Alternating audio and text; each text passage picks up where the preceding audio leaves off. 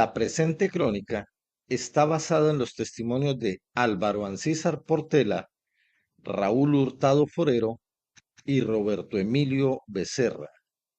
A San José del Guaviare no se llegaba por carretera, se llegaba por el río, por agua, desde el Ariari hasta el Guaviare y luego hasta la curva donde nace nuestra capital.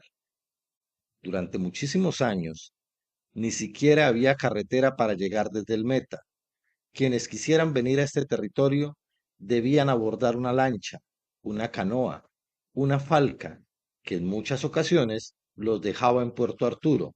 Otras veces llegaba directo al caserío de San José del Guaviare. Sí, el avión fue primero que el automóvil. Bueno, al menos en el Guaviare sí fue así, porque quienes no llegaron por agua llegaron en avión, desde Villavicencio o desde Bogotá, y entre las aerolíneas más recordadas estaban Satena y La Urraca, que traían consigo algo más que pasajeros, traían sueños y esperanzas.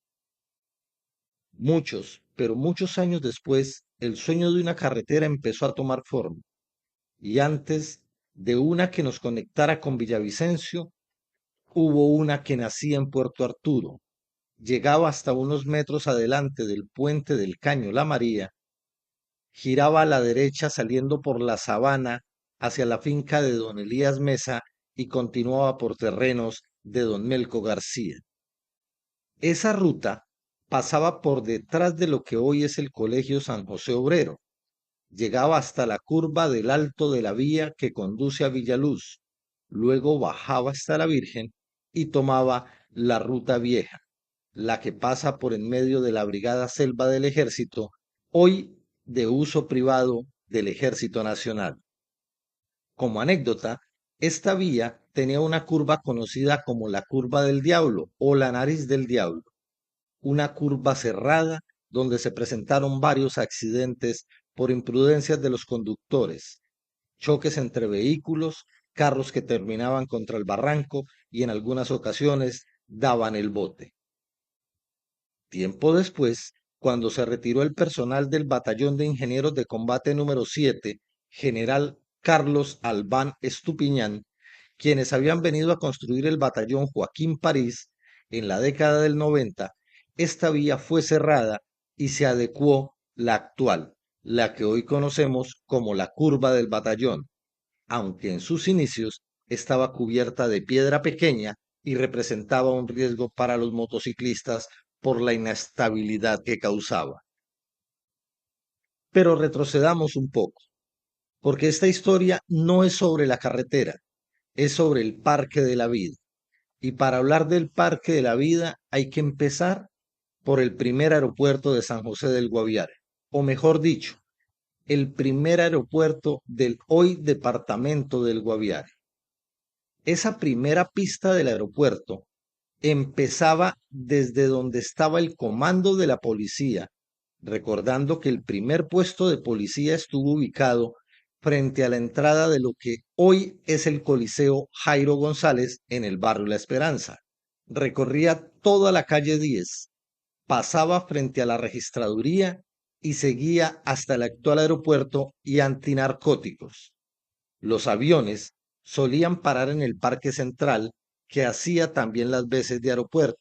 Bueno, aeropuerto es una palabra muy amplia para describir ese punto donde la gente subía y bajaba de las aeronaves. Tiempo después, y por el crecimiento del pueblo, la pista fue cambiada, fue movida. Esta nueva pista empezaba frente a la malla de lo que hoy es la CDR, la Concentración de Desarrollo Rural, y finalizaba en la actual pista del aeropuerto Jorge Enrique González Torres. El nuevo terminal aéreo, donde los aviones empezaron a parquearse, es el punto en lo que hoy son las oficinas de obras públicas municipales. Sí, las mismas que quedan frente a la registraduría y también a Pantojados. Ese fue el aeropuerto que muchos conocieron en su llegada a colonizar el Guaviare, el que más recuerdan, el que muchos creen que fue el primero. Allí Don Jaime Díaz, por un parlante decía: el Aeropuerto Internacional de San José del Guaviare informa del arribo del avión de Satena, una frase que el pueblo aprendió y nunca olvidó. Los aviones despegaban desde la CDR levantando una nube de polvo, partían en dirección hacia el río, llevándose sueños y regresaban cargados de esperanza, de personas que buscaban un nuevo comienzo en las tierras del Baupés, porque en ese momento éramos San José del Guaviare Baupés. No éramos ni siquiera capital, apenas un corregimiento dentro de una inmensidad verde. Como todos saben, el crecimiento no se detuvo. El aeropuerto volvió a moverse, lejos, muy lejos, 3 largas cuadras. Hoy puede sonar chistoso, pero eran 3 cuadras más a pie, entre barro en invierno y polvo excesivo en verano, en una tierra donde tener bicicleta era un lujo que solo unos pocos podían darse y el resto de la población a bolear quimba, a echar pata, a caminar más para llegar más lejos del pueblo, pero como decían, más cerca de Venezuela, refiriéndose a la reserva indígena Panuré. Cuando se inaugura este tercer aeropuerto, o sea, el actual, la pista vieja se recortó y el tramo que iba desde la CDR pasando por Villa Ángela hasta el Romboy fue descartado, abandonado como pista, pero no como espacio, porque el tramo inicial desde la CDR se conservó gracias a quien planeó el barrio que dejó un pulmón en medio del cemento y gracias a los vecinos de Villa Ángela, Villa del Prado y Villa del Parque, que lo han cuidado como su zona verde. La vieja pista solo fue invadida en un pequeño sector donde hoy están la Fiscalía y la Casa de Justicia. El resto es el Parque de la Vida, un parque que estuvo en riesgo de no ser parque, porque hubo voces que pedían construir, llenar de cemento y convertirlo en otra cosa. Este lote baldío estuvo ahí, viendo pasar el tiempo. Se convirtió en un punto para almacenar gravilla del municipio, un espacio donde se hacían charcos tan grandes que una persona con problemas psiquiátricos, conocido como el loco de la bola, usaba para bañarse desnudo. Era un espacio que muchos decían que los alcaldes estaban desaprovechando, que podían hacer casas de interés social, que podían construir una plaza o cosas así. Gracias a Dios, no les hicieron caso los mandatarios a estos genios del concreto. En 1993, Julio Gabriel Alvarado Lemus fue elegido alcalde para los años 94 y 95, cuando los mandatos eran de solo 2 años. Y durante su gobierno se realizó el Festival de Colonias, La Tonina de Oro, y la locación fue precisamente en este espacio baldío que aún no tenía nombre ni le habían asignado un oficio dentro del municipio. Solo era un terreno que además tenía una cancha de fútbol, o más bien un peladero con 2 porterías.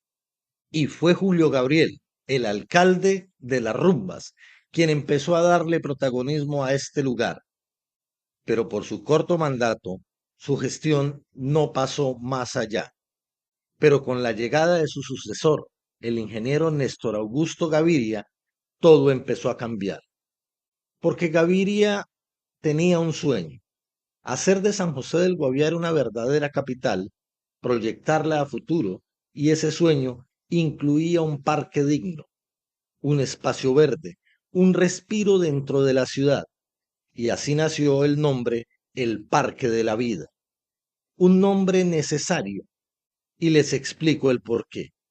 Pues antes de la adecuación de este espacio, quienes hacían deporte usaban la pista del aeropuerto para trotar, con el riesgo real de encontrarse con un avión, hasta el punto que la policía tenía que desalojar a la gente para permitir aterrizajes y despegues de las aeronaves. Este espacio se construyó para preservar la vida, para evitar accidentes, y no fue pensado solo como una pista de trote, aunque esa pista que hoy la bordea empezó siendo un simple óvalo.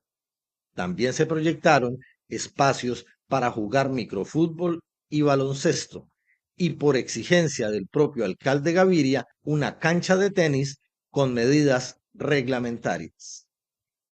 Sí, la cancha de tenis fue un éxito durante unos 6 meses aproximadamente, porque las raquetas y demás indumentarias eran caras, porque no cualquiera podía sostener ese deporte, y quienes sí podían no eran muchos y tampoco muy disciplinados para estar jugando continuamente, y ante la soledad y sin mantenimiento, el interés se fue apagando y el espacio se fue deteriorando hasta que con el tiempo y sin ninguna sorpresa simplemente desapareció y en su lugar nació la actual pista de patinaje, la misma que hoy sigue en funcionamiento.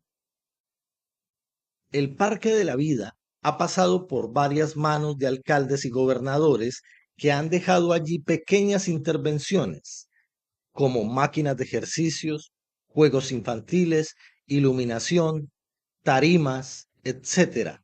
Algunas mejoras, aunque aún faltan muchas cosas. Aún así, el Parque de la Vida es hoy un punto de encuentro de familias, de deportistas, de gente común que lo reconoce como suyo, como un lugar para caminar, para conversar, para respirar. Pero así como hay quienes lo cuidan y lo aman, también hay otros desadaptados que usan los juegos infantiles, corriendo el riesgo de dañarlos, porque no están diseñados para su edad y para su peso, para su tamaño, sin entender que su edad infantil ya pasó hace mucho rato. También sabemos de adultos que atraviesan en bicicleta a toda velocidad entre la gente, buscando atención, tal vez porque en la casa no les prestan la suficiente.